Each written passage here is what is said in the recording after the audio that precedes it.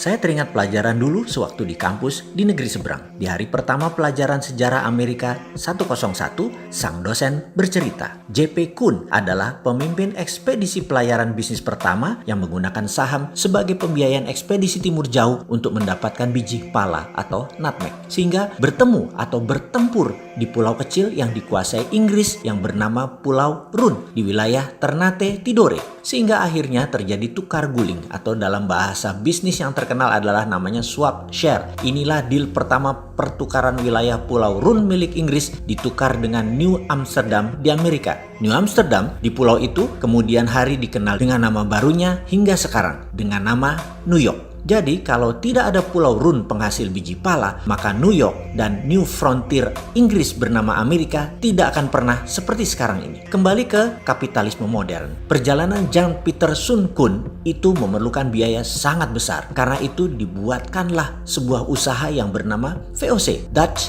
East Indies Company, milik berbagai pengusaha Eropa berbasis di Belanda. Mengapa multi owners? Karena semakin banyak yang store saham, semakin kecil risiko yang ditanggung dalam perjalanan yang berbiaya sangat besar tersebut. Inilah asal muasal awal kapitalisme modern, yaitu modal bersama urun dana di bursa keuangan. Maaf, ini juga yang jadi alasan Santara lahir. Berdasar dua pengalaman sejarah, Colleganza Venezia dan VOC-nya Belanda. VOC adalah perusahaan pertama di dunia yang menjual stok atau sahamnya agar bisa dimiliki banyak pemodal secara masif. Karena itu, mereka terdiri dari pemilik 17 pemegang saham besar. Beda dengan Colleganza, pemegangnya orang kecil. Oke, nanti kita jelaskan lengkap di chapter khusus untuk Colleganza Venezia ini. VOC juga perusahaan pertama di dunia yang sahamnya dimiliki oleh multi-international owners. Ditambah dengan 21 tahun pemberian hak kelola spice, rempah, menjadikan VOC adalah perusahaan mega korporasi pertama di dunia. Hak yang utamanya adalah mengeksploitasi rempah Nusantara. VOC menjadi model pertama di dunia atas mega korporasi yang merubah dunia bisnis, dunia finansial, dunia saham, bursa efek, dunia sosiopolitik ekonomi, military political diplomasi, maritime exploration, dan penjajahan ekonomi oleh perusahaan global. Sengaja saya menuliskan panjang sejarah VOC ini agar bisa mengingatkan dari sejak awal Endos Nesos ini berdiri. Negara kepulauan terbesar di dunia ini adalah ditakdirkan sebagai global player. Banyak peristiwa besar yang membuat dunia seperti sekarang ini dilahirkan dan besar karena Indonesia. Juga mengingatkan bahwa Indonesia itu dijajah oleh VOC loh ya, dieksploitir secara ekonomi sumber daya alamnya. Kekuatan militer Hindia Belanda di setiap wilayah VOC yang membayar overheadnya bukan pemerintah kerajaan Belanda, tetapi swasta, yaitu VOC itu sendiri. Korporasi membayar power itu biasa. Lalu yang dibayar tadi juga tahu diri, yaitu agar langgeng VOC di negara jajahan sumber daya alam dan manusianya sampai habis, maka wilayah itu dilindungi dengan ketat oleh tentara. Samalah dengan Tiongkok, negaranya melindungi bisnisnya di negara lain. Pemerintah Amerika melindungi swastanya di Timur Tengah dan di seluruh dunia dengan 800 pangkalan, mulai dari pangkalan militer fisik yang terlihat hingga safe house. Mudah-mudahan pelajaran beginian bukan menyindir ketika ada pejabat miring ke salah satu karena dia tidak paham geostrategi negara lain. Maaf loh ya, maaf. Biasanya, ya kalau tidak paham, ya kaki tangan mereka. Wis, itu saja. Kembali ke VOC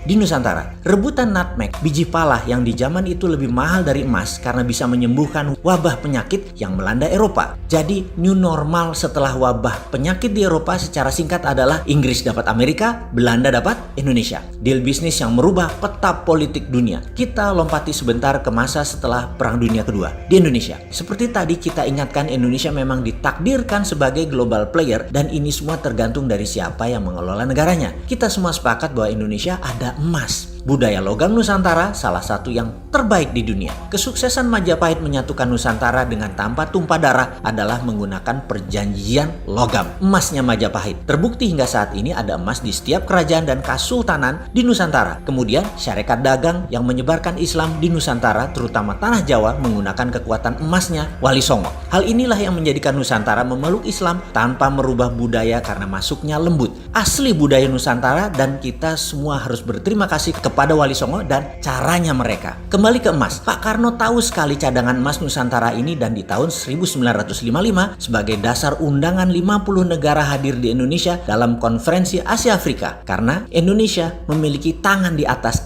kekuatan emas tersebut. Cina, India, Pakistan, Mesir, Korea Utara, Kuba, semua tokoh revolusioner semua mengharap dukungan Indonesia. Bayangkan ada Nehru, Gamal Abdul Nasser, Zulfikar Ali Bhutto, Mao Zedong, dan legendaris dunia lainnya hadir di Bandung, kota kecil di negara yang baru 10 tahun merdeka. Karena apa? Itulah obor ala Indonesia, itulah IMF ala Indonesia. Presiden Soekarno tahu kekuatan sumber daya alam nasional. Kalau dijadikan jaminan untuk printing money, maka rupiah bisa lebih kuat dari dolar. Tapi sayang 1000 kali sayang, Pak Karno pemikir tunggal. Di bawahnya tidak siap karena cakar-cakaran kekuatan politik bermanuver, sehingga lupa mengelola tanah air tercinta dan membangun kekuatan pertahanan, terutama intelijen. Sungguh, membangun kekuatan politik dunia tanpa membangun kekuatan shadow, kita menjadi rapuh. Ketika CIA bergerak, kita tidak antisipasi. Langkah Soekarno adalah ancaman terhadap dolar. Dan terbukti 10 tahun kemudian CIA berhasil melakukan operasi clandestine menggulingkan Soekarno. Pak Karno menjadi sejarah. Kembali kita ulangi sekali lagi. Sepakat ya, Indonesia ini ditakdirkan memang untuk jadi global player. Kedepan kita harus perbaiki strategi bernegara dalam geostrategi antar negaranya. Inilah kekuatan yang harusnya saat ini diambil alih oleh pemerintah di saat gajah Cina Amerika bersih tegang. Sekarang dunia bergeser lagi peta politik dunia dengan adanya Thucydides trap antara Cina dan Amerika. Bener deh, kita tidak boleh terjebak obor Cina dan strategi keuangan ala IMF-nya Amerika. Kita harus bermain cantik di antara dua kekuatan. Sekedar mengingat,